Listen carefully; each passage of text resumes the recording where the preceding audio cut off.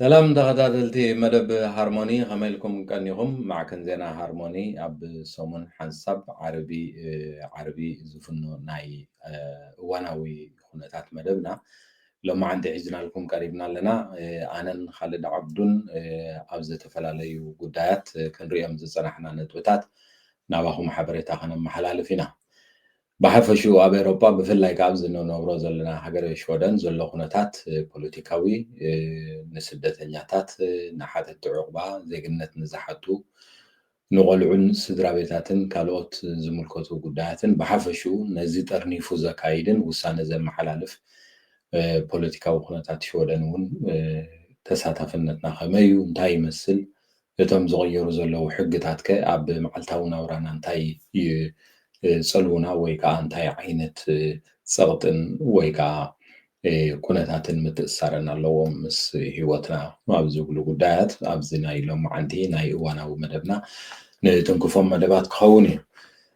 ካልድ ከመይ ቀኒኻ? እንኳዕ ደሓን መፃኻ። እንኳዕ ደሓን ፀናሕካ መሓሪ። ታምር ከመይ ተወዲኡ ወይ ከዓ ከመይ ይኸይድ ኣሎ? መቸም ሕጂ ንፋስ ጀሚሩ ኣሎ ከምዚ ዝረአዩ ዘሎ ዝመፅእ ዘሎ ሰሙን እኳ ምናልባት ቁሩብ ሙቐት ክህሉ እዩ ዝብል ትንበያ ናይ ክኢላታት ናይ ሜትሮሎጂ ኣሎ። ብዝኾነ ግን እዚ ሰሙን እዚ ዳርጋ ንፋስ ዝበዝሖ ኩነታት ኣሎ እሞ ምሳኻ እውን ደሓን ክኸውን ተስፋ ገብር። ናብቲ መደብና ዝጠቐስኮ ክነኣቱ ኢና። በመጀመርያ ንትንክፎ ኣርእስቲ ብሓፈሽኡ እቲ ዘሎ ፖለቲካዊ ኩነታት ናይ ሽወደን እንታይ እዩ ዝመስል፣ ከመይ ኢና ክንከታተሎ፣ ተሳታፍነትና እውን ከመይ ክኸውን ዘሎ፣ ብከመይ ኢና ንሳተፍ ዝብል ኣብ ቀፃሊ እውን ብብዙሕ መንገዲ ከመይ ተሳታፍነትና ከም ዝረጋገፅ ኣብ ዝዓዲ ናትና ተሳታፍነት ከ ነቲ በብግዚኡ ኣብ ሂወትና ለውጢ ከምፅእ ዝኽእል ስርዓተ ሕግን ሕግታትን ክቕይር ዝኽእል ባይቶን ፖለቲካዊ ኩነታትን ተሳቲፍና እንታይ ፅልዋ ክነሕድር ንኽእል ብከመይ ከ ዝብሉ ሕቶ ኣብዚ ቀፃሊ እዋናት እውን ብዛዕባ እዚ ጉዳይ እዚ መደባት ክህልውና እዮም፣ ሓበሬታታት እውን ክንፍኑ ኢና። ንሎሚ ግን ብሓፈሽኡ ፖለቲካ ሽወደን እንታይ ይመስል ከም ዘሎ ንካልድ ዓብዱ ከም ሕቶ ከቅርበሉ እየ። ኣብኡ እውን ክንዛተየሉ ኢና፣ ናባኹም ከዓ ሓበሬታ ክንመሓላለፍ ኢና። ሓውና ካልድ ዓብዱ ፖለቲካ ሽወደን መቸም ብልፍንቲ ዝቆመ መንግስቲ እዩ ዘሎ። ብፍላይ ካቶም ሕሉፋት የማናውያን ዝለዓለ ድምፂ ወይ ከዓ መንግስቲ ናይ ምውዳቕን መንግስቲ ናይ ምቋምን ሓላፍነት ወይ ከዓ ተራይ ዘለዎም ንሳቶም ብዝገብርዎ ዘለው ፀቕጥታት እውን ነቲ ቆይሙ ዘሎ መንግስቲ ዝተፈላለዩ ሕግታት ፈቲዱ ከይፈተወ ከም ዘውፅእ ይገብርዎ ኣለው እዮም። እሞ ብሓፈሽኡ እቲ ፖለቲካ ከመይና ክንሪኦ ንኽእል? ወል ፅቡቅ ጌርካ መእተዊ ጌርካ ዘለካ መሓሪ እዚ ዘለናዮ ኤውሮጳ ብሓፈሻ ብፍላይ ከዓ ሽወደን ኣብዚ መጨረሻ እዋናት እቲ ቅድሚ ሕጂ ዘይሕሰብ ዝነበረ ናይ የማናውያን ወይ እውን ናይ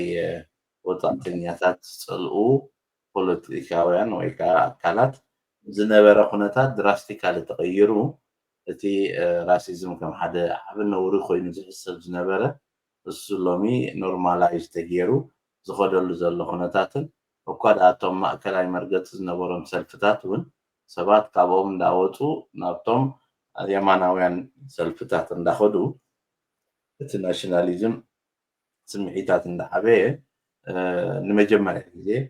ኣብ ሽወደን ካብ ኣብ ሓደ ዓመት ናብ ሽወደን ዝኣተዉ ኣብቲ ዓመት እቲኣ ካብ ሽወደን ዝወፁ ዝበዝሕሉ ኩነታት ኮይኑ ኣሎ። እተን ነባራት ሰልፍታት እውን ኣብ ማእከላይ ሴንትራል ወላ ኣብ ፀጋማውያን ዝነበሩ እውን ብዙሓት ካብ ደገፍቶም ናቶም ገዲፎሞም ናብቶም የማናውያን እዚ እኩብ ድሙር ናይ ብዙሕ ነገራት እዩ። ሓደ ናይቲ ኢንቴግሬሽን ሲስተም ዘይምዕዋቱ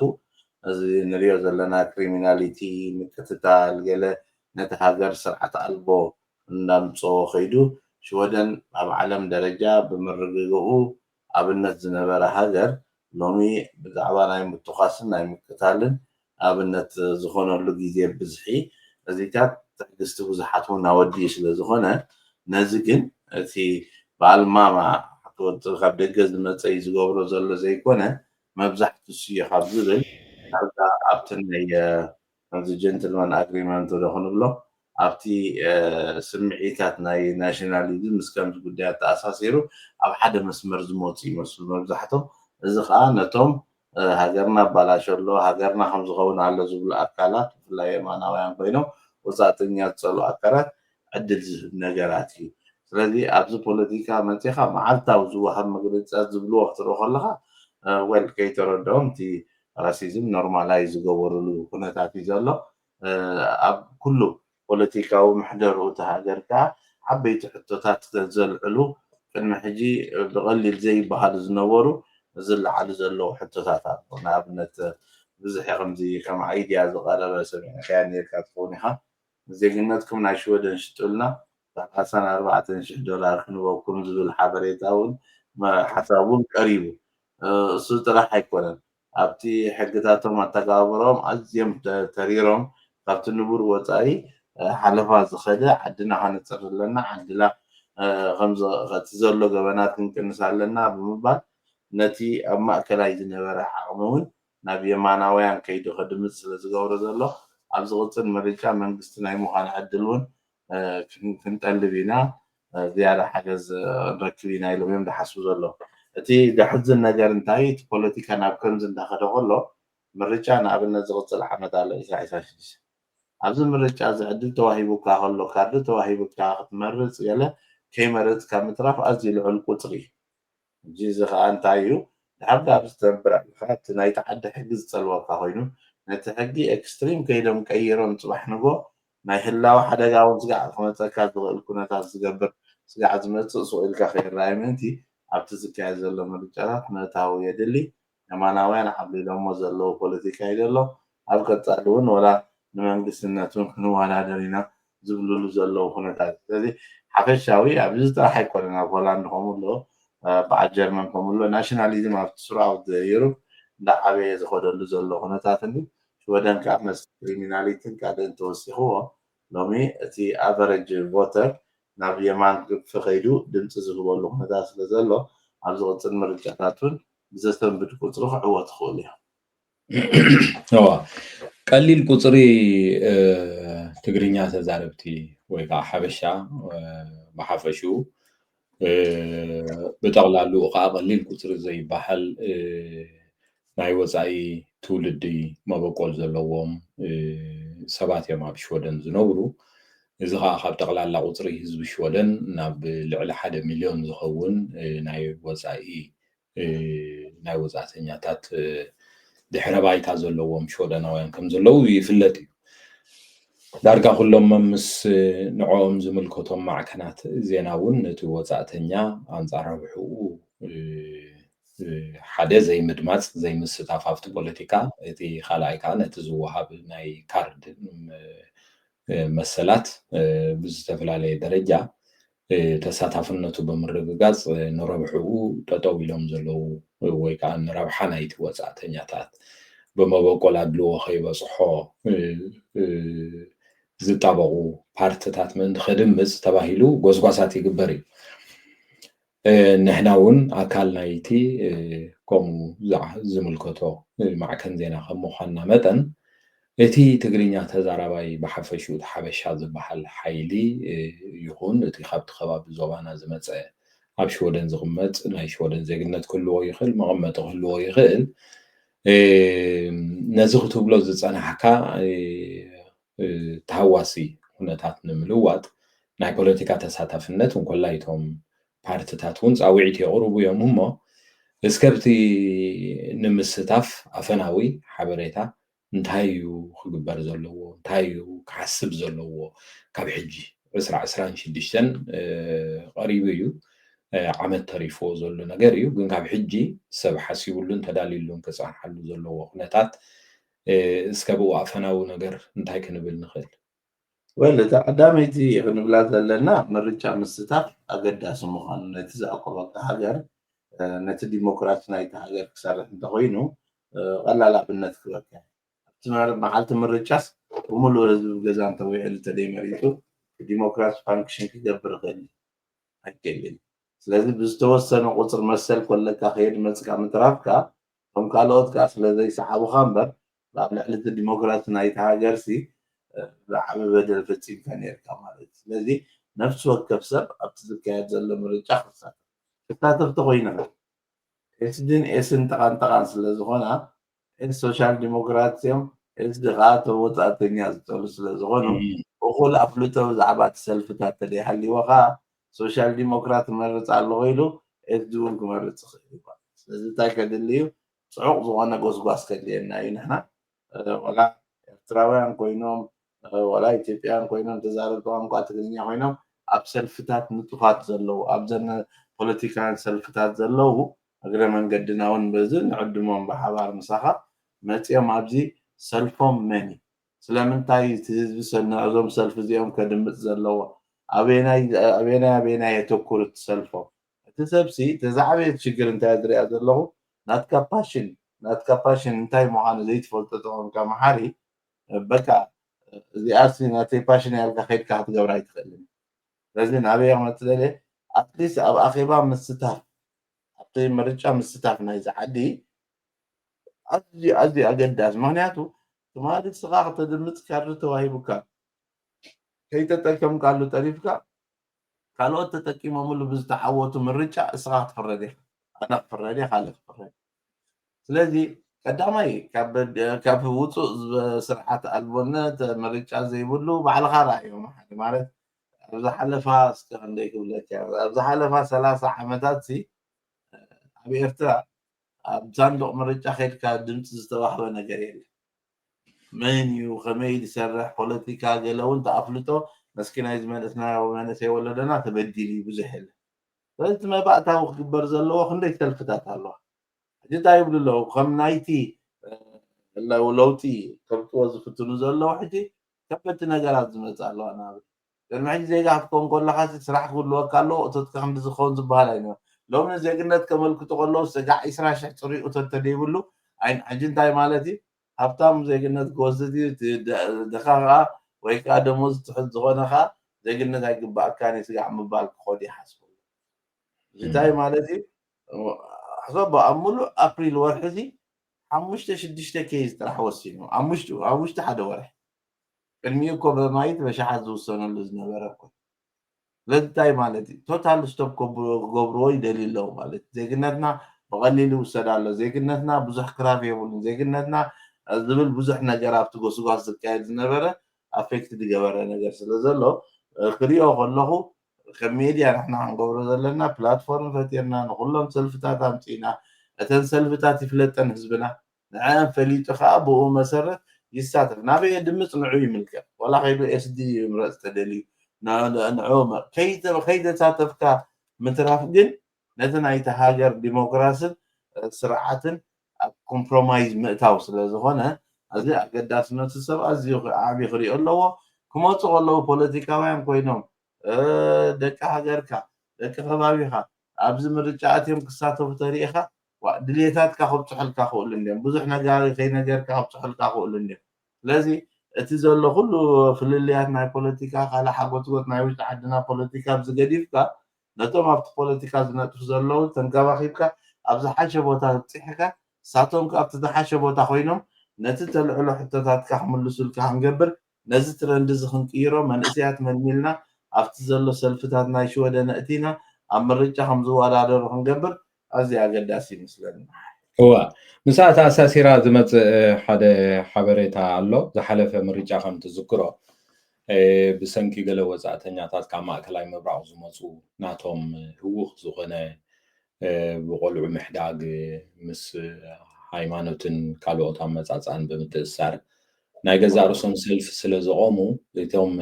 ፓርቲታት ከም ሶሻል ዴሞክራት ንኣብነት ንወፃእተኛታት መሰል ደው ዝበሉ ወይ ከዓ ማዕርነት ኣብዛ ሃገር ዝኽእሉ ነዊሕ ፖለቲካዊ ፃዕርን ነዚ ሃገር ዝፈጠሩ ሰባትን ናይ ሶሊዳሪቲ መንግስታት ንነዊሕ ዓመታት ዝመርሑ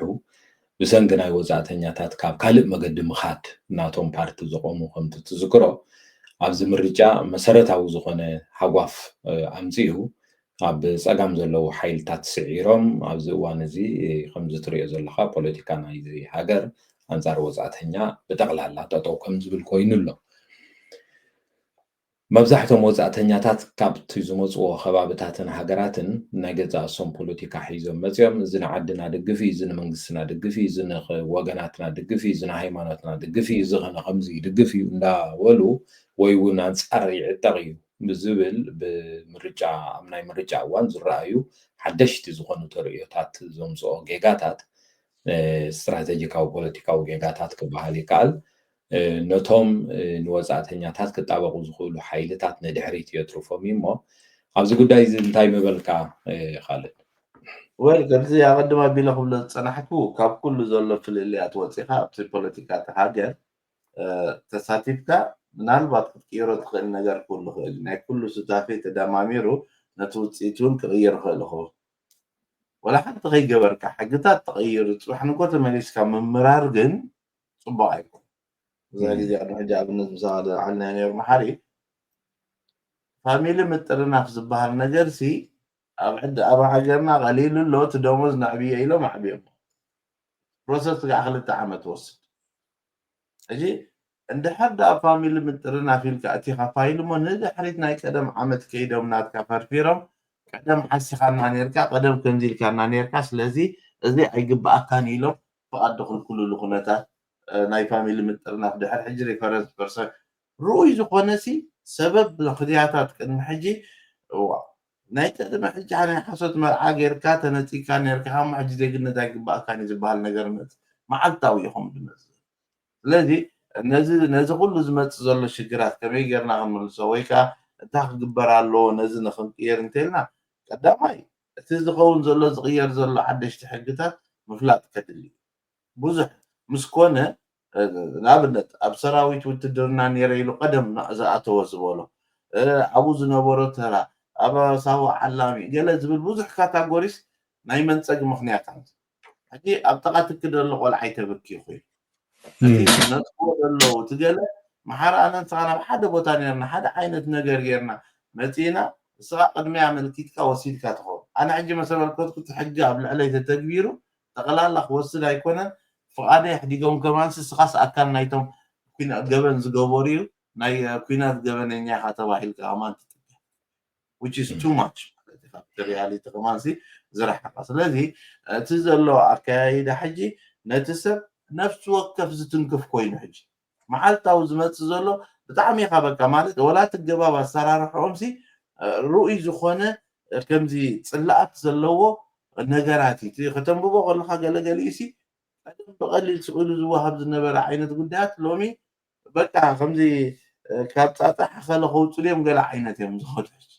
ብጣዕሚ ኣሸጋሪ ስለዚ እቲ ህዝቢ ከዓ ብኡ መጠን ጌጋታት ክቅንስ ኣለዎ ናትና ከዓ ብጣዕሚ ይገርመካ ኣብ ጣልያን ካልእ ዕድመ ኣብ ጀርመን ካልእ ዕድመ ኣብዚ ምስ በፀ ካልእ ዕድመ ሕጂ ንኩሉ ምፅኦም ሲ እስኻስ ኣየናዮም ኢኻ ሰለስተ ሰባት ኢኹም ዘለኹምና በዚ ሽምካ ናልካ ዕለት ግን ከምዝን ከምዝን ገበ እንታይ ይብለካ እቲ ሰብ ሕጂ እሳቶም ኣብ ሕጊ ማዕረ ክንደይ ደቀቕቲ እዮም ረኣዩ እቲ ሰብ እንታይ ይብለካ ከላኸው ብዘይደለዮ ኮይኖም እምበር ሳይደፈለለይ ነይሩ ደይ 2 ወርሒ ጥራሕ ኢና ኣብ 2 ወርሒ ተወሊዱ 2,000 ማለት በየነዮም እዮም ክሪእዎ ነቲ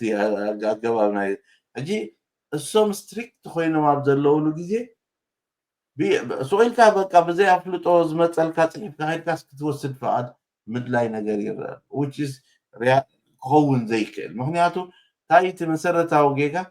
ክህቡኻን ክነፅጉኻን ዓንቀፅ ጠቒሶም እዮም እሶም ዝኸዱ ስኻኻ ክትምልስ ከለካ ዓንቀፅ ተጠቒሱ ዝምለሰሉ ኩነታት ኢኻ ተናዲ ንሕጊ ዘረባ ኣይስዕሮን እዩ ንሕጊ ስምዒት ኣይስዕሮን ኣባና ግን ኣቶም ሰዓት ንዕመ ምርጫ ኣሎ ንዕመ ከም ዝግበሩ ብዛዕባ እዚ ምርጫ ፍለጡ ተልካዮ ክላጥ ደፈና በጃኻ እብሉ እሞ ዳሕራይ ግን ኤስዲ ተመሪፆም ሰላም ከሊኦም ናይልካ እሱ የንፅርፅ ናይተን ኣብነት ኣነስቲ ዝበልኩኻስ ቆልዑት ፋሚሊ ምጥርናፍ እንዳክበድዎ ምስ መፁ ትሕግሲ ሰላማዊ ሰልፊ ወፃእ 80 ዓመት ዕድሜን ዓረብያ ከም ዝነቕነቕ እንዳበላስ ሰላማዊ ሰልፋ ንምንታይ ተበላዮ እንታይለን እዚ ስድራ ቤታት ክባታትን እዩ ዝሕግዝ ተተግቢሩ ብልክዕ ካርኢና ተተግቢሩ ምክንያቱ ዘናንስ ሰላማዊ ሰልፊ ክወፃ ከለዋ እቲ በዓል ጉዳይ ዝኸውን ፅባሕ ንጎ ኣብ ገገፁ ብናይ ስዝኒኖ ፊልም ይስሕቕ እንታይ ማለት እዩ እቲ ዝዓበየ ጉዳይ ከለካ ነቲ እንታይ ማለት ቀዳምነት ኣብ ምስራዕ ማለት እሞ ምስ ዝኒኖ ዕርክና ኣይተባእስና ግን እንታይ እቲ ክኸውን ዝግብኦ زي مقبار نجارات شعو نجار مستأكبة نجار مسبزحة ولا خطرمو انتبالك خطرمو زي تقل درجات ያዋ ብሓፈሹ ክንብሎ ንኽእል ነገር ከም ዝበልካዮ እቲ ኣብ ሽወደን ይኹን ኣብ ካልእ ኤሮጳ ሃገራት ዘለዉ ኣብቲ ፖለቲካ ናይቲ ሃገር ክትሳተፍ ከለካ ቀዳምነት ክትሰርዖ ዘለካ ስራሕ ነብስኻን ስድራ ቤትካን ኣብቲ ንስኻ ትነብሮ ዓዲ ቀዳምነታት ኣየናይ ፖለቲካ ወይ ኣየናይ ፖለቲካዊ መስመር እዩ ኣብ ስልጣን መፅዩ ንረብሓናታት ናተይ ከተግብረለይ ዝኽእል ዝብል እዩ ተቐዳምነት ክስራዕ ዘለዎ ብዛዕባ ዝመፃኻሉ ሃይማኖት ብዛዕባ ዝመፃኻሉ ባክግራውንድ ብዛዕባ ዝመፃኻሉ ካልቸር ወይ ከዓ ባህሊ ወይ እውን ብፍላይ ከዓ ምስ ፖለቲካን ናይ ሃገር መርገፅን ዝመፃኻሉ ሰሪዕካ ዝግበር ምርጫ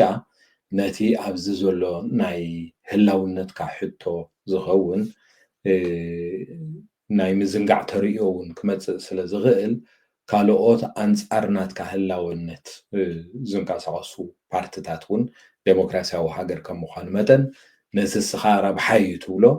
ንዓቶም ግን ረብሕኦም ከይከውን ስለ ዝኽእል ንሳቶም ዝዕወትሉ ኩነታት እዩ ዝፍጠር ዝሓለፈ ዓመት ኣብ ሽወደን ዝተረኣየ መሰረታዊ ነገር እውን እዚ ሕጂ ተፈጢሩ ዘሎ ፖለቲካዊ ኩነታት ብፍላይ ከዓ ኣንጻር ወፃእተኛታት ሕግታት እንዳተረረ ዝኸደሉ ዘለዉ መሰረታዊ ምክንያት ተሳታፍነት ናይ ወፃእተኛታት ኣብዛ ዓዲ እኹል ሓድነታዊ ንረብሕኡ ዝጠመተ ናይ ወፃእተኛታት ምንቅስቃስ ዘይኮነስ በብናቱ ረብሓታት ብፍላይ ከዓ ካብ ኢምፖርትድ ዝኾኑ ኣተሓሳስባታት እከለ ነዚ ክገብረለይ እከለ እዚ ገበረለይ ዝሓለፈ ዓመት ኢልካ ዝግበሩ ምንቅስቃስ እቲ ዝመፅእ ሳዕቤን ከቢድ ስለ ዝኸውን ኣብቲ ክንሳተፍ እንከለና ረብሓ ናተይ ረብሓ ናይ ስድራ ቤተይ ረብሓ ናይ ኩሉ ናይ ህላውነተይ ሕቶ መን ይደው ዝብል ፓርቲ ተባሂሉ እንህቦ ምርጫታት ክኸውን ክኽእል ኣለዎ ኣብ ቁጠባ ክኸውን ይኽእል እዩ ኣብ ትምህርቲ ክኸውን ይኽእል እዩ ኣብ ሕክምና ክኸውን ይኽእል እዩ ብሓፈሽኡ ንዓይ መሰረታዊ ነገር ኣብዚ ንሃገር ንኽነብር ንድሌታተይ ውሑስ ዝኾነ ፓርቲ መን እዩ ናብ ዝብል ናይ ምልላይ መስርሕ ወይ ከዓ ንቕሓትና ዓብ ክኸውን ኣለዎ ክንብል ደሊ ካልእ ድማ እቲ ናይ ዝቕየሩ ዘለዉ ሕግታትን ንወፃእተኛታት ብቐጥታ ዝፀልዎም ዘሎ ነገራት ኣብኡ ገለገለ ክንጠቅስ ናብኡ ገፅና ክንከይድ ምክንያቱ እቲ በብግዜኡ ዝቕየሩ ሕግታት ብፍላይ ከዓ ሕጂ ከዓ መገዲ ዘለዉ ማዕለያ ዘይብሎም ዘሰንብዱ ርእቶታት ምቕያር ሕጊ ስጋዕ ንዜግነት ዝትንክፍ ጉዳያት እውን ይመፅእ ኣሎ ቅድሚ ሕጂ እውን ተንኪፍናዮ ነርና ኢና እሞ እስከብዘን ክልዚ ነጥቢ እዚ እንታይ ክንብል ንኽእል ወለ ከምዚ መእተዊ ድበልናዮ ሽወደን እቲ ናይ ቀደም ሽወደን ኣይኮነ ሎሚ ምናልባት እንዳተዛረብና እግረ መንገድና ከርእየካ እንተኢለት ተኸታታሊ መደባትና ክሪእዎ ምእንቲ ንካልእ ግዜ እውን ኣብኡ ኣትዮም ክሪኡ ምእንቲ ኣብዚ እንተኣቲና እዚ ሕጂ ናይ ሜግራን ስፈርከት መርበብ ሓበሬታ ኮይኑ ኣብዚኣ ከይዲ ሕጂ ኦተር ካለልሰ ጥራሕ ተኢለ ኦተር ካለልሰ ማለት ፍቃድ ምስሓብ መምላስ ማለት እንዲ ኣብዚኣ ኦተር ካለልሰ ጥራሕ እንተኢለ ሕጂ ብኸመይ ንስሕብ ከም ዘለና ዝብል ወይ ኣሰራርሓና ከመይ ኮይኑሎ ዝብል ኦኬ ኦተር ካለልሰ ኣብየሎ እዚኦም በቃ ነቲ ድገብርዎ ደለዉ ክትሪኦ ከለኻሲ በቃ እንታይ እቲ ሰበብ ናይ መንፀጊ ኢሎም ዘውፅዎኻ ኣብኡ ኣብየሎ ብዚታት እዚ ኦኬ ወል ኣብዚ ተኸይደ ካብ ዝቐብፆሞ እግረ መንገደይ እንታይ እዩ እሳቶም ነዚ ዝብልዎ ደለዉ ቀደም ዝነበረ ገለገሊኡ እስኻ ቅድሚ 8-9 ዓመት ዝነበረ እሞ ዝተነፀካሉ ሓዳር ፈቲንካ ኖ ተባሂልካ ዲገለ ሕጂ ተመሊሱሱ ወረገይቲ ርሰብ ስርስዑ እዩ ምስ ረስዖ ተመሊሱ ሽዑ በቲ ዝረስዖ ነገር ይቕፃዕ ንድሕሪት ተመሊሱ ፍቃዱ ይኽልከል በቃ ድኸበደ ነገራት ትርኢ ማለት እዩ ከምዚ እንተኮይኑ ኣብዚኣ ሕጂ እግረ መንገደይ ከርእየካ እታ ሼር ናለት እዚኣታ ኣውፅኦሞ ደለዉ ምስ ስታቲስቲክስ ሞ ክርእየካ ሕጂ እቲ ሰብና ንምንታይ ኢና ዝኩሉ ንገብር ዘለና ምእንቲ ክርድእዎ እሞ እቲ ጌጋታት መንፀግ እንታይ ምዃኑ ዝርኢ ኣለካ ኣብዚ ሕጂ እዚ ሶዮ ባሪሚያት ኦተርካላት ኢልስቶን መንበሪ ፍቓድ ክንስሕብ ከለና በዚ ካብ 23 ሰፕተምበር እዮም ጀሚሮም ቅድሚ 2 ዓመት ኦልሞስ ሕጂ እንታይ መስሓቢ ምክንያታት ፔላክቲክ ፒፍተር ሂብካና እንተ ነርካ ኮነ ኢልካ ጌጋ ሓበሬታ ሂብካና ፍልይ ዝበለ ምክንያት እንተረኺብና ዓድኻ ምእታው ገለገለ ይዚታት ብዙሕ ግዜ ዘጋጥም ወይ ከዓ ተቕሊሎም ካብዚ ዓዲ ልዕሊ ዓመት ዝወፁ ሰባት ተመሊሶም ዝኽልከሉ ሕጂ ኣብታ ዓመት ኣብታ ዝነበረሲ ኣብ ሓደ ዓመት 13933 ተሳሒቡ ነይሩ 13 ኦልሞስት 14,000 ፍቕሪ ሕጂ ኣብዚ ረኣዮ ከመይ ጌርና ክንሰርሕ ኣብ ሓደ ዓመት ኦኬ ድምር ስጋዕ 23 ተሰሓበሎም ነዚአን ኣምፅኦም ኣለዉ ኣንታር ተርካላ ዶጎት ወንደር ዶሜግራ ተርካላደ እዚ ኦፕቲሲዮን እዚአን ስታቱስ ፎር ክላሪንግ ካብን ክንዲዚ ስታቱስ ፎር ክላሪንግ እንታይ ማለት እዩ ተቐዳማይ ደረጃ ሕዲጎም ካልኣይ ደረጃ ዝሃብዎም ማለት እዩ ረኣዮ ኣብ 2020 ጥራሕ 11,728 እዚ ነቲ ዝኸድዎ ዘለዉ ናይ ምስሓብ ዝሪኦ ዘለኹ ኣገባብ ኣሰራርሓ ክትሪኦ ከለካ ኣዝዩ ብዘሰንብድ መንገዲ እዩ እቲ ቁፅርታት ይቀያየር ዘሎ ስለዚ እንታይ ማለት እዩ ዝኸ ቀዳማይ ሸለልትነት ኣሎ ልሕሉፍ ሸለልትነት ኣሎ ብዝናትና ሰብ ምክንያቱ ክሕተት ከሎ ቀደም ክመፅእ ከሎ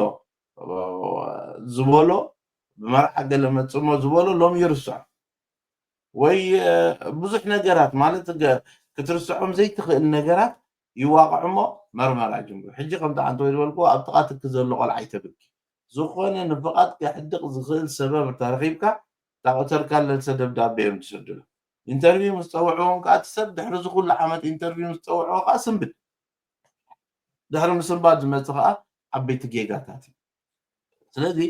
እንድሕር ዳ እዚ ጥራሕ ዘይኮነ ዜግነት ንክንስሕብ ክፍቀደና ኣየለን ከዓ ክሸጡልና ኢሎም ኣብ ዋጋ ዕዳጋ እኳ ዝኣተው ዜግነትኩም ሸጥኩምልና ዓድኩም ተመለሱ $34,000 ክንወኩም ዝብል ሓሳብ ዶ ይመፅእ ሕጂ እንታይ ማለት እዩ በቃ ነቲ ዓዲ ከነፅርዮ ኣለና ዝብል ዓይነት ኣገባብ ክተሉ ስለ ዘለው ኩሉ እቲ ሕግታት በቃ ቀዳማይ ቁልጡፍ ቀልጢፉ ኣክሽን ዝኣቱ ውሳኔታት ክኸውን ኣሎ ካልኣይ ሸለልትነት ናይቲ ሰብና ብዙሓት ግዳይ ይገብሮም ኣሎ ሳልሳይ ንገሊኡ ኣብ ውንዝፍ ዓዲግ እዮም ዝገድፍዎ ከማነ እንታይ ክገብር ከም ዘለዎ ከማነ ኣይነግሮ ኣካል ሰራዊት ኤርትራ ኮንካ ሳዋ ዓላማይ ነርካ ሕክምና ነርካ ምሩኻት ሒዝካ ነርካ ዋርድያ ነርካ ገለ ኢሎም ኩሎም ዝኸልከልዎም እንታይ ዝብል መልሲ ህቦም ኣሎ ዜግነት ካብቲ ስርዓት ካብቲ ላቐቕ ወይ 15 ተዋሓደ ተበዝሐ 15 እስካብ 25 ዓመት ክትገብር ኣለካ ብላ ካብቲ ስርዓት ተፈሊኻ ወፂኻስ ክንዲዚ ግዜ ክሓልፍ ኣለዎ ዝብል ይህቦ ሕጂ እንታይ ንምባል ዘምፀ ዘሎ ቀዳማይ ብዙሓት ጌጋታት ዘጋጥሙን ዝመፁኒ ዝሪኦም እንታይ እቲ ስኻ ባዕልኻ ዝበልካዮ ክትዝክሮ ከይከኣልካ ተሪፍካ ከለኻስ ናብ ዝኾነ ሰብ ከድካ ፀሓፈለልካ ዝኾነ ፅሒፍ ሂቡካስ ትሰድድ እዚ መስቲ ቀደም ዝበልካና ስለ ዝጋራጮ ዘሎ ኣመናካ ንብልኻ ማለት ሓንሳብ እምብተይሎምካ ከምዚ ሽዑ ንክንደይ ግዜ ደረት የብላን በቃ ስቕልካ ጥራሕ ሓዲግ ትታር ስለዚ ናይ ዜግነት ጉዳይ ይቕየራል መንበሪ ፍቕሪ ጉዳይ ከተሕድስ ከለካ ኣሎ ብብዝሒ ተጋጥም ጌጋ ካልእ ክነገረካ ቆልዓ ውለድ ኣብዚ ቆልዓ ምስ ተወልደ ወለዲ ሽወደን ዜግነት ኣይፀንሖም ሽወደን ዜግነት ስለ ዘይፀንሖም ነቲ ቆልዓ መንበሪ ፍቓድ ኣመልክቱ ዝብሉ ከይዶም ኣብኡ ሕጂ እታ ፎርም ክመልዋ ከለዉ ከም ናትና ብናይ ፋሚሊ ይወሃቦ ክንዲ ዝብሉ እዎ ዕቑባ ክሓትት ከማና ደሊና ነቲ ቆልዓ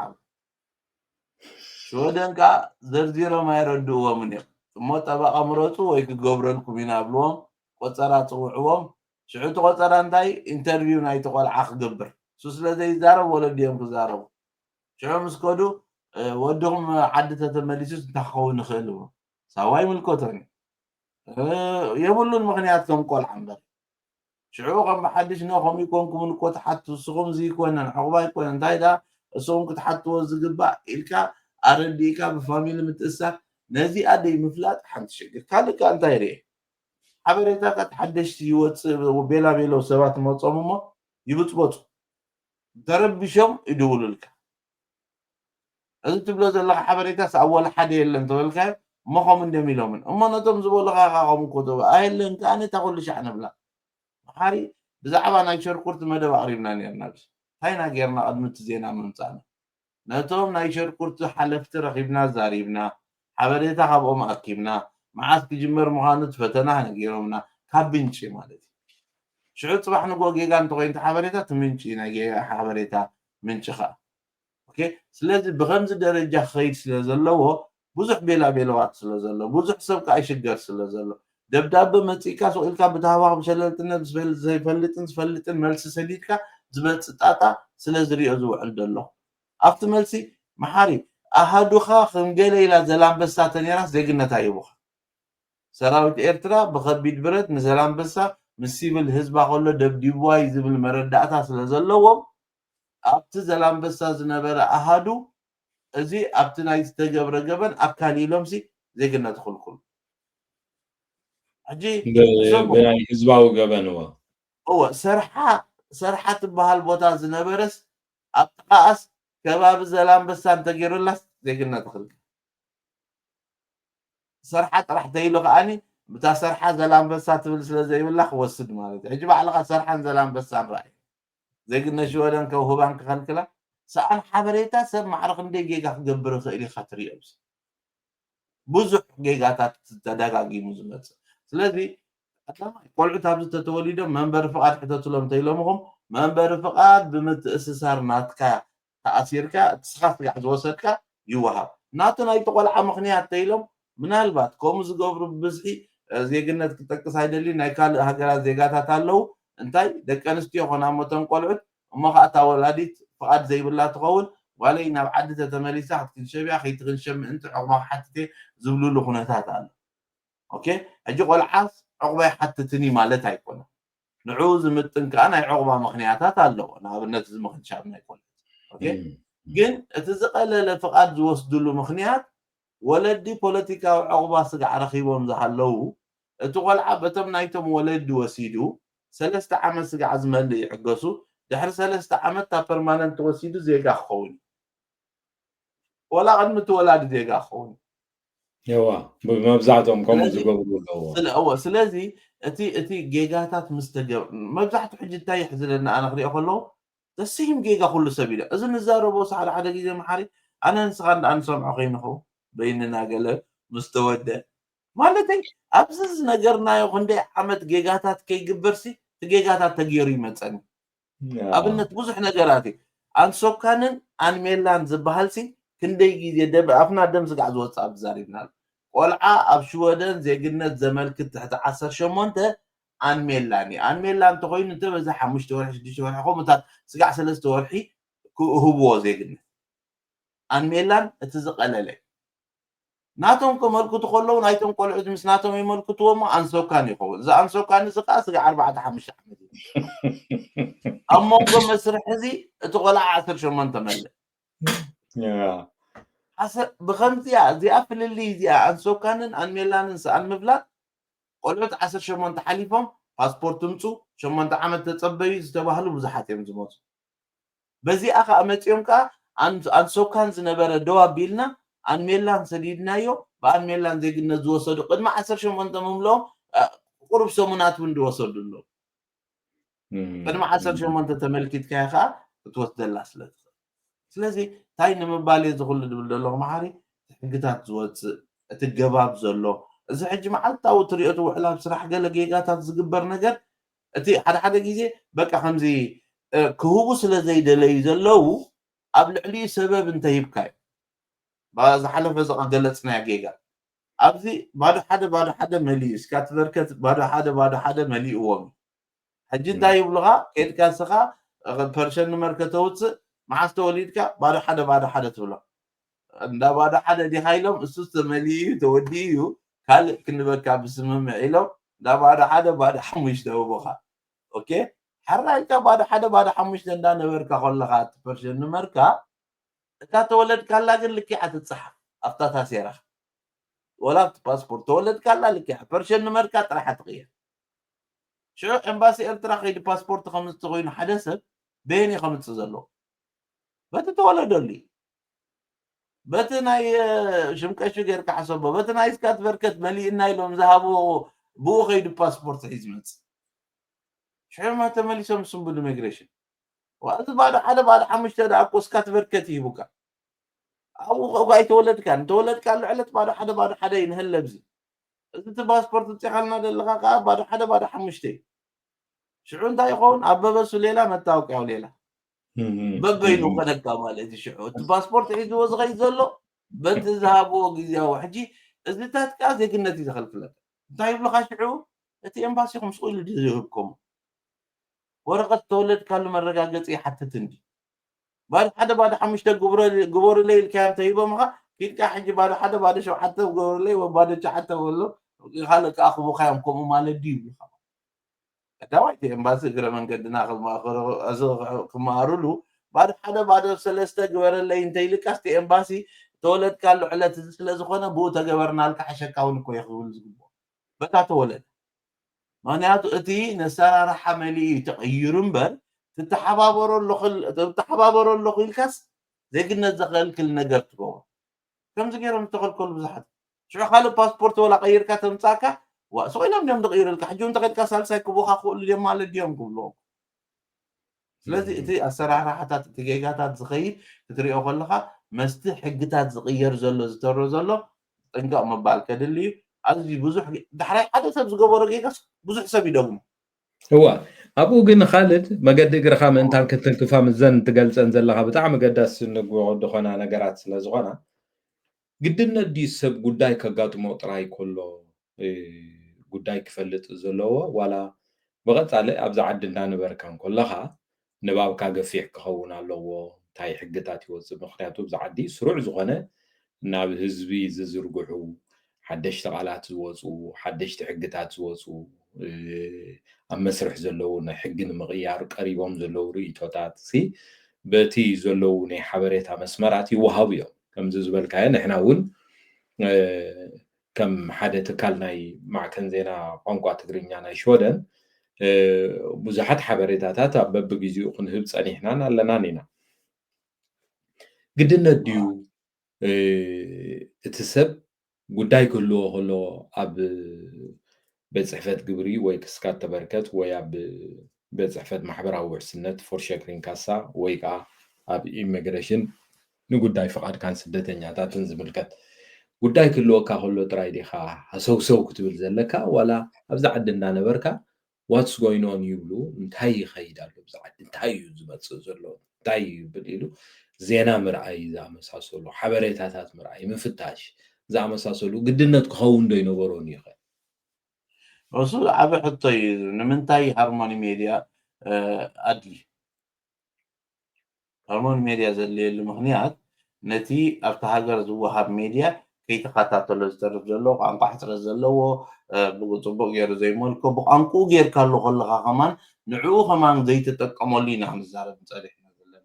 لذي انتاي تي بسرة أو خير زلو السخاص عبتتنبرو هاجر زلكا زلو حقتات زوت انتي يخون على انت دي فليتكا ورقي محاري كابت رياليتي ازي روحو زلو سبع له بزح درجات مرتي عقمي حيزو زمت اقل الدروت كوين مثلني مو خان حوخ زي تعر ولا تيك توك دبال متيخ بقى كل بزح غدلو قلو خمل از غباسي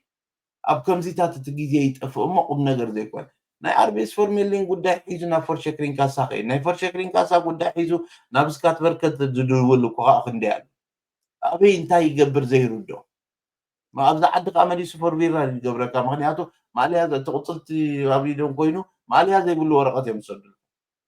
ኣይ ናይ ወረቀት ሕጂ በታ ሎጎ እንደፍለጡ እዚኣ ናይ ኢሚግሬሽን እዚኣ ናይ ከምዚ ያልካ ከማን ማለት ኣብቲ ኦፊሲ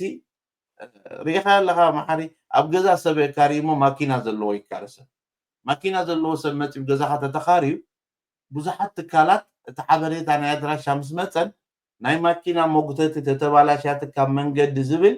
እርቢዳ እንደዝመፀካ ኣሎ ቬግ ኣሲስታንስ እርቢዳ እንደኮይ እርቢዳ እንደካ ተደሊኻ እተወሉ ገለ ኮይ ከምኡ እርቢዳ እንደ ናይቶም ዘካርዮም ሰባት ድመፀ ሒዘን መፅንሲ وإلكتريك كفيلة يقول لغوس كال ICD دوم لي 425 كفل دبلالو اتناي فيك أسيستانت أربيدان دس ب425 ገለ ዝብል ፅሑፍ ኣለዎ ተደሊኻ ኢኻ ተኣትዎ ተደሊኻ ቀዲድካ ኢኻ ትደርዮ ንዕኡስ ናይ ኤሌክትሪክ ከፍ ኢለ ከለኹ ስካላይ ኣምፅኦምለ ኢሉ ይመፀካ ናብኡ ሕጂ ናይ ዕድመ ፍልሊ ኣሎ መረዳእታ ኣሎ ደረጃ ትምህርቲ ኣሎ ገለ እዚ ትብሎ ዘለኻ ኣገዳስነቱ ሕጂ እንታይ እዩ ናይ ብሓቂ ከም ሕብረተሰብ ኣተሃልዋና ቁኑዕ ስለዘየለ በዚ ሚድያ ጥራሕ ስለዘይኮነ እምበር እንታይ መድለየ ነይርና መስለካ መሓር ጥሮተኛታት ኣለዎ ወለዲ ዝወፁ ብዙሓት ሕጊ ተቐይሩ ሕጂ ከይሰርሐ ጥሮታ ዝወፀ ብዚ ዓዲ ካብ 3 ወርሒ ንላዕሊ ካብዚ ሃገር ወፂኡ ተፀኒሑ ማልያ ዘይብሉ ዕዳም ወፅኦ መለስ ይበሃል ቀደም ግን ከምኡ ይነበረ ከም ድላይ ወፂኡ ኮፍ ዝብል ነይሩ ከምዚታት ጉዳያት ዝመፀኒ ኣሎ ብዙሕ ፎልክ ቡክ ፈሪንግስ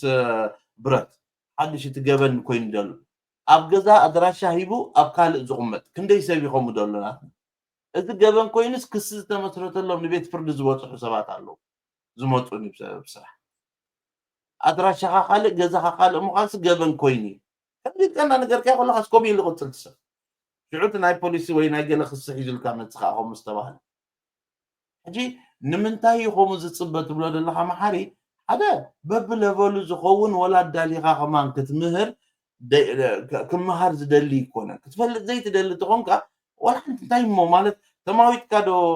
ጎልቲ ስሕት ኢኻ ብል ነይረ ሰልጣን ኩዕሶ እግሪ ከለዉ ገለገለ ተፃወቶስ እታ ንብርቲ ከይገብሩስ ገለ ተኣምር ክገብሩ ውድእ ኩዕሶ ጎል ክኣቱ ዝኽእል ስሕትዎ እሞ ሕጂ ከም ሰልጣን ሓሪቕካ ተማዊትካ ጎል ከተእትወለ ኢለ እቴካስ ተማዊትካ ጎል ትስሕተለ ኢልካ ሕረር ኢኻ ትብል ኣብዚኻ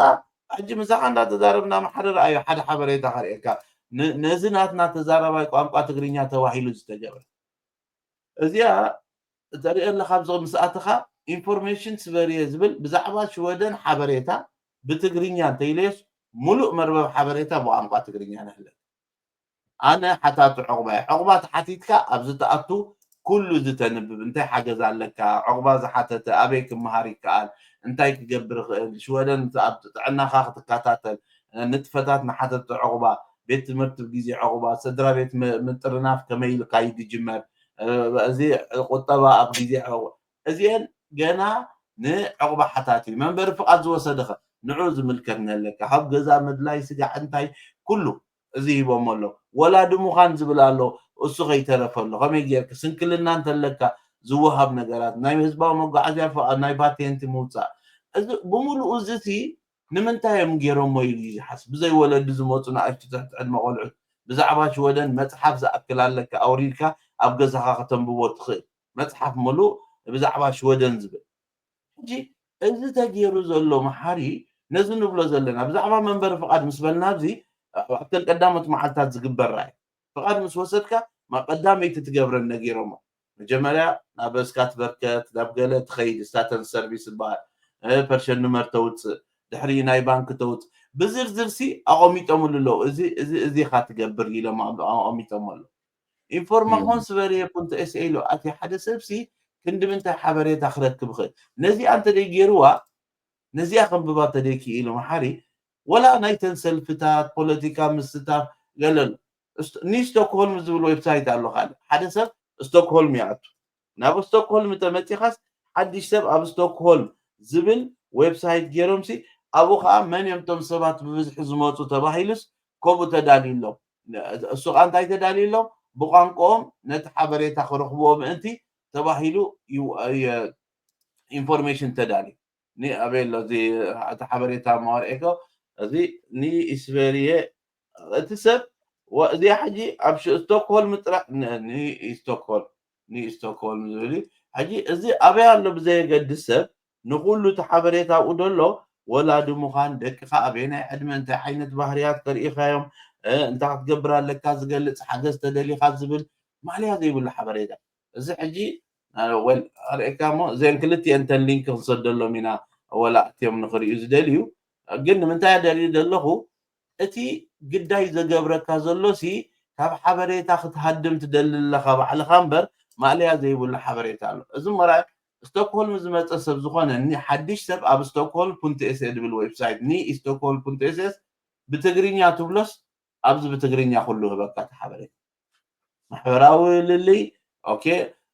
መርሓባ ናብ ሽወደን ስራሕን ትምህርትን ዲሞክራሲን ተሳትፎን እዚ ንኣብነት ዲሞክራሲን ተሳትፎን እንተኢልና كندي سلفتات زعبا رجع معاسي إذن نبلو زنبرنا بوليس بيت فردي نايقول تمثل معرنت ديسكريمينيشن تقاطيمك ازيان بمول انزي اتنسي اتقرون دلاغار ناي شودن بتقرينيا قريبو ولا رايو اوكي شودن بخمي محدر نابز رايو مرجع ناي هاجراو مرجع كله بزرزر امتي ولا نزي عند حد اخذتهم بوبو زي دليخا بعلقه خفلت تهدم انت لخا تخمي انت يخبر مالك سلازي انت تدري ازلخ انت بزح حتوتات قال قاليسي كم زبك لمد الله كل شيء تقاط من السرح دولا بلا حدثي نيشتي حتى انا خمس زملا اي ورقه يمثلني كلهم ينكم زول حتى حتى لا تنبلهم هو قلت حصرت سنه 5 سبت دلا قيبن سندانو حاجنس كبل نجر ان تحت حصرت بلومش 4 دقيقين سبيتين تنصيقهم ستخدم زياده حتى انكو عينه واحد يخاطر تتنوح حزب يرترا 5 تنصيق دي قبلني جب على حسب بخمي جرينا دي حصاري حسبه كندي زرزر زلو وقت وشت منصق مخنيات انجلنجل نزي اخ بحنت تليفون سامتال دي اتخو ابزا اتي خزي ينبب نهل زبلو زلو حبريتا انفورماسيون سفري سدراخا خمي تقبر كطرنف انت خوينم تاي قبر له بقانقاخا ان تصحيفلك از كله او تزنبو نيرو تحطهم اي محتتان كمان قال نعوخ بتزبولو حلخلخ زبله حتى محتت جيب እንታይ ይኸውን ኣሎ እቲ መባእታዊ ኣንቢቡ ክመሃሮ ዝኽእል ነገር ናብኡ ፃዕሪ ከይገበረ ኩሉ ነገር ሓበሬታ ብዝተባህሎ እምበር ካብ ሕጋዊ ምንጪ ኣንቢቡ ክሪኦ ይፍትን የለን መዚ ዝቕየር ዘሎ ሕግታት ከዓኒ ከምዚ ዓይነት ኣካይዳ እንተኸይድካ ግዳይ ዝገብረካ ሽዑ እንታይ ትሰምዕ መስለካ ኩሉ የማር ንዓይዳ ኣኽስቶ እንዲያለኪ ማለት ንዓይዳ ኣኽስቶ እንዲለኪምኒ ገለ እዩ ዝብል እቲ ብዓብዪ እቲ ጌጋ ዝግበር ዘሎ ግን ካብኡ ካብቲ ዋና ኮሎ كم يجي كان زي فلك سبيب كاسرات تقول شعن بلنا السغاسي عند حتى حمين كان دا جاما خيت كم يجي رمي حويخ كم عينتها كايد اخيرا لزين جن حبريتا نقول تباهيلا كوف بيلو منزلو نابخ نملس لنا حقتات دا ترى خيدا لو قصال زغن زارو ولينا مريچاتات كساتو نتزدل يوصل اتيم كابزي بوبو ني ستوكول او نصحفو لمينا انفورماسيون سوري كنت اسي نصحفو لمينا اتيم كاوتل سلفتات لا ليون مرجع خيدم قايد مصو كيد مصكا اتم قالو سعيرهم دابلكا ممرار ግን تترفالو الى نابخ ملسا اوكي ثانك يو خالد كبرات تخاتلت مدبنا زغتكاتلو زصنحكم حفشاو خنتات ابزن نبرو زلنا مس منوابرنا مس ጉዳይ عقبان زيغنتن فقادن كمون منبابرون قلعون سدرابيتاتن بحفشو خا نزهلو نورو زلنا وسانه محلالف زخللو ناي بوليتيكا سرعاتن ابز ملكتو ጉዳያትና ክንዛረብ ጸኒሕና ብዛዕባ እዚ ጉዳይ እዚ ብዙሓት ዘዛርቡ ነጥብታት ኣለዉ ኣብቲ ዝርዝር ጉዳያት ብምኻድ ኣብዚ ካልድ ክተቕሶም ዝጸንሐ ሊንክታት እውን እዚ ፈነወ እዚ ኣብ ዝፍነወሉ እዋን ኣብ ታሕቲ ክንገድፎ ኢና ኣብኡ ብምእታው ክትከታተሉ ዝያዳ ኣብዚ ዓዲ ናይ ሓበሬታ ፀገም ዝበሃል መምኽነይታ ክኸውን ዘይክእል እዩ ሓበሬታ ስኢነ ኣበይ ከንብብ ዝበሃል የለን ብኩሉ بقانقاهم ديو بقالو قانقاتات ديو حبريتاتات ኣብ ዘለወሉ እዋን ብዓብዩ ኸ እዚ ሕጂ ንዛረቦ እዚ ፈነወ እዚ ንገብሮ ዘለና ቀንዲ ከምቲ ካልድ ዝበሎ ሃርሞኒ ሚድያ ዘድለየሉ ቀንዲ መሰረታዊ ምክንያት ነዚኦም ክንብሎም ዝፀናሕና ዓበይቲ ሕፅረታትን ፀገማትን ንምቅላል ተባሂሉ ዝተኸፍተ ሓደ ሾደናዊ ኣውሮፓዊ ማዕከን ዜና ናይ ቋንቋ ትግርኛ እዩ ስለዝኾነ በዚ መንገዲ ዝውን ብዙሕ ጥቕምታት ክትረኽቡ ትኽእሉ ኢኹም ተኸታቲልኩም ፍልጠት ሓይሊ ስለዝኾነ ሓይሊ ከዓ ንትደልዮ ጉዳያት ከሳልጠልካ ዝኽእል ስለዝኾነ ብኸተሳልጥ ከዓ ንቕሓት ክህልወካ ንኸተሳልጥ ከዓ ምፍላጥ ከድልየካ ስለዝኽእል ሓበሬታ ብትምእሩሩሉ መንገዲ ዝቐለለ ኮይኑ ኣብ ዘለወሉ እዋን ብሰንኪ ጉድለት ሓበሬታ ዘየድሊ ፀገም ኣብ ጠቕላላ መነባብሮኻ ንገዛ ንብስኻን ንስድራ ቤትካን ምምፃእ ኢሉ ኢልና ኢና ንኣምን ንስለምክትታልኩም ንሎሚ እንዳመስገንኩ ንሓውና ካልድ ዓብዱ እውን ከምኡ የመስግኖ ሃርሞኒ ሚድያ ክትከታተሉን ብኩሉ ማሕበራዊ ገፃት ዝፍኖ ማዕከን ዜና እዩ በዚ ምክንያት ብምግባር ኣብ ዝመፅእ ዘሎ ሰሙን ካልኦት ጉዳያት ሒዝና ልኩም ክንቀርብ ኢና ብፍላይ ብዛዕባ ቆልዑን ምጥርናፍ ስድራ ቤታትን ናይ ኢሚግሬሽን ሕቶታትን ዝኣመሳሰሉ በብግዚኡ ብዙሓት ካባኻትኩም ዝቐርቡ ሕቶታት እውን ኣብ ግምት ብምእታው እነዳልዎ መደብ እዩ ኣብ ዝመፅእ ዘሎ ሰሙን ብተመሳሳሊ መደብ ክንራኸብ ኢና ዝብል እምነት ኣለኒ ምናልባት ካልእ ዝበሃል ዘይብልካ ኣብ መወዳእታ ክንፋኖ ኦኬ ወል ኢልካይኻ ኩሉ ኣብ ቀፃሊ መደባት ንነዊሕ እግረ መንገደይ ግን እዚ ሎሚ እቲ ሓበሬታ ኣብዚ ቅድሚት ጌርና ያለ ኢንፎርማሽን ስፈር ኩንቴስን ስቶክሆልም ኩንቴስን ዝብላ ኣብዚአን ንህልዋኹም ኣብ ታሕቲ ኣብ ቀፃሊ ከዓኒ ሕቶታትኩም ኣብቲ ታሕቲ ናይ ኮመንት ስለድልና ነቲ ሕቶታትኩም ኣኪድና እውን ኣብቲ መደብ ክጅመር ከሎን ወይ ክውዳእ ከሎ መልስታት ክንህብ ከም ንኽእልካ እግረ መንገድና ንሕብር ሱተይለ ናባኻ መሃል ኦኬ እምበር ከስ ኩሉ ትደልይዎ ወይ ሕቶታት ወይ ከዓ ክትፈልጥዎ ትደልዩ ነገራት በቲ ልሙድ መንገዲ ናይ ፌስቡክ ዩቲዩብ ካልኦት ማሕበራዊ ገጻትን ኢሜይልናን ተጠቂምኩም ክትሰዱልና ትኽእሉ ኢኹም ብቐጥታ ንሕቶ ምርኩስ ብምግባር ክትፈልጥዎ ትደልዩ ሕቶታት ምርኩስ ጌርና ከምዚኦም ዓይነት መደባት ክንሰርሕ ኢና ንስለምክትታልኩም ደጊም እንዳመስገንኩ ዝመፅእ ዘሎ ሰሙን ብተመሳሳሊ መደብ ስጋብ ንራኸብ ካብ ሃርሞኒ ሜድያ ካልድ ዓብዱ መሓር ብርሃምን ሰላም ዳሓንቀኒ